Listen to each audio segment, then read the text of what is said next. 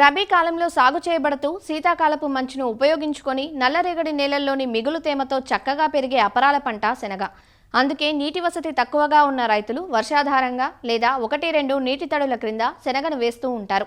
October నుంచి November వరకు విత్తిన పంట ప్రస్తుతం 45 నుంచి 60 రోజుల దశలో ఉంది. ఈ దశలో శనగకు ప్రధాన శత్రువులు చీడపీడలు. ప్రధానంగా పూత కాత దశల్లో ఆశించే శనగపచ్చ పురుగు, రబ్బరు పురుగు, ఎండు తెగులు, వేరుకుళ్ళు తెగుళ్లు దిగుబడులను హరించి వేస్తాయి. అందువల్ల ఈ చీడపీడల నివారణకు సమయానుకూలంగా సమగ్ర సస్యరక్షణ చర్యలు చేపట్టాలంటూ వివరిస్తున్నారు కర్నూలు జిల్లా బనవాసి కృషి విజ్ఞాన కేంద్రం కోఆర్డినేటర్ డాక్టర్ రాఘవేంద్ర చౌదరి. ప్రస్తుతం మనకి పప్పు శనగలో ఎక్కువగా శీలింద్ర తెగుళ్ళు మరియు ఈ పురుగులు ఆశించడం జరుగుతుంది. శీలింద్ర తెగుళ్ళలో ఎక్కువగా ఈ మధ్య మనం గమనిస్తున్నటువంటి శీలింద్రం తెగులు వచ్చేసి ఈ వేరుకుళ్ళు తెగులు. ఈ వేరుకుళ్ళు తెగులు రావడానికి ముఖ్యంగా ఏంటంటే అధిక బెట్ట పరిస్థితులు మరియు అధిక ఉష్ణోగ్రతలు ఉన్నప్పుడు మనకి ఈ వేరుకుళ్ళు తెగులు ఎక్కువగా గమనించడం జరుగుతుంది. ఇది నేల ద్వారా మరియు విత్తనం ద్వారా సంక్రమిస్తుంది. ఈ వేరుకుళ్ళు తెగులు రాకుండా ఉండడానికి మనము మొదటగానే విత్తన శుద్ధి చేసుకోవాలి. ట్రైకోడర్మా విరిడి అనే జీవ శీలింద్రనాశినితో 10 గ్రాములు కిలో విత్తనానికి, తర్వాత శీలింద్రనాశి అయినటువంటి కార్బండిజం ప్లస్ మ్యాంకోజబ్ మిశ్రమైనటువంటి మందుతో 2 గ్రాములు కిలో విత్తనానికి పట్టించి విత్తుకున్నట్లయితే వేరుకుళ్ళు తెగులను ముందస్తుగా నివారించుకోవచ్చు.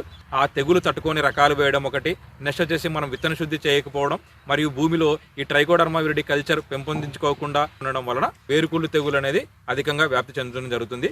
ఈ వేరుకుళ్ళు తెగులు మనం నివారించుకోవడానికి కార్బండిజం ప్లస్ మ్యాంకోజబ్ మిశ్రమం 2 గ్రాములు లీటర్ నీటికి, లేదా కార్బండిజం 2 గ్రాములు లీటర్ నీటికి, లేదంటే ట్రైకోడర్మా విరిడి 5 గ్రాములు లీటర్ నీటికి కలిపి మొక్క మొదళ్ళు తడిచే విధంగా పిచికారీ చేసుకున్నట్లయితే ఈ వేరుకుళ్ళు తెగులను మనం కొంతవరకు నివారించుకోవచ్చు. అంటే ఫర్దర్గా మొక్కలు శీలింద్రం స్ప్రెడ్ కాకుండా మనం దాన్ని అరికట్టవచ్చును.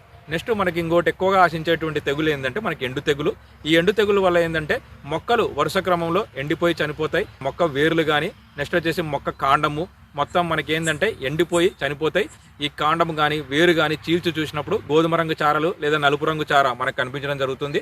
ఎండు తెగులు తట్టుకునే రకాలు సాగు చేసుకోవాలి, లేదంటే విత్తన శుద్ధి చేసుకోవడం ఒకటి మొదటి దశలో, లేదంటే మనకి ట్రైకోడర్మా విరిడి కల్చర్ భూమిలో డెవలప్ చేసుకొని మనం అప్లై చేసుకోవడం ఒకటి, లేదంటే పంట మార్పిడి అవలంబించాలి. అంటే జొన్న లేదా ఇతర పంటలతో పంట మార్పిడి అవలంబించినట్లయితే మనం ఈ ఎండు తెగుల్ని నివారించుకోవచ్చు. మీరు ఫర్దర్గా ఎండు తెగులు ఇతర మొక్కలకి పంటల్లో ఇతర మొక్కలకి స్ప్రెడ్ కాకుండా అంటే వ్యాప్తి చెందకుండా ట్రైకోడర్మా విరిడి 2 కిలోలు ఎకరంలో 20 కిలోల పశువుల ఎరువు, లేదంటే 20 కిలోల వర్మీ కంపోస్టు, లేదంటే 20 కిలోల చెరువు మట్టితో కలుపుకొని మనం గనక భూమిలో వెదజల్లుకున్నట్లయితే ఈ ఎండు తెగులు శీలింద్రాన్ని మనం భూమిలో ఒక 6 నుంచి 10 సంవత్సరాలు సజీవంగా ఉంటుంది కనుక మనం దాన్ని ఫర్దర్గా వ్యాప్తి చెందకుండా మనం కొంతవరకు నివారించుకోగలుగుతాము. పూత దశలో కనుక మనకు సడన్గా వర్షాలు పడడం, అకాల వర్షాలు కనుక పడినట్లయితే ఈ మచ్చ తెగులు కూడా వ్యాపించడం జరుగుతుంది. ముందస్తుగా ప్రోపికోనజోల్ ఒక 2 మిల్లీలీటర్ లీటర్ నీటికి, లేదా హెక్సాకోనజోల్ 2 మిల్లీలీటర్ లీటర్ పిచికారీ చేసుకున్నట్లయితే గోధుమ రంగు మచ్చలు కానీ గోధుమ రంగు పొక్కులు కానీ ఫర్దర్గా స్ప్రెడ్ కాకుండా మనం కాపాడుకోవచ్చును.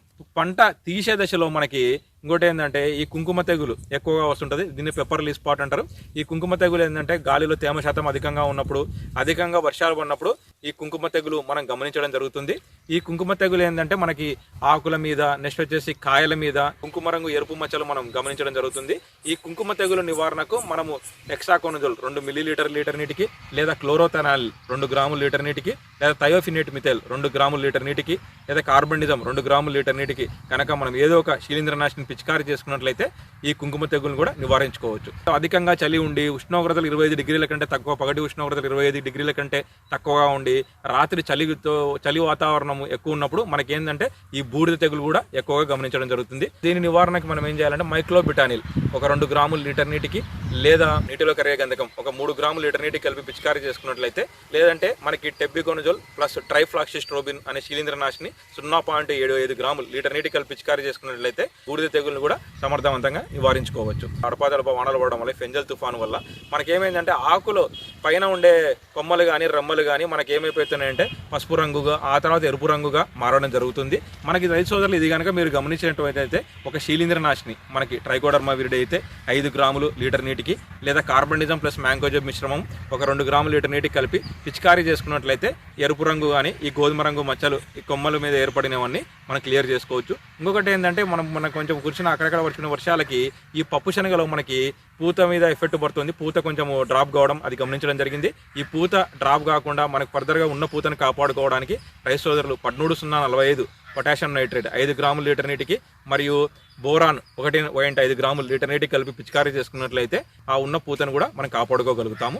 పురుగుల విషయానికి వస్తే మనకి పచ్చ రబ్బరు పురుగు మనకి కింద ఆకులని ఇది ఏం చేస్తుంది, డ్యామేజ్ చేస్తూ ఉంటుంది. ఆ లేత ఆకుల్ని తినేసి కింద ఆకుల్ని తినేసి ఆ తర్వాత దాని యొక్క విసర్జితాలు, పురుగు యొక్క విసర్జితాలు మనం గమనిస్తూ ఉంటాం.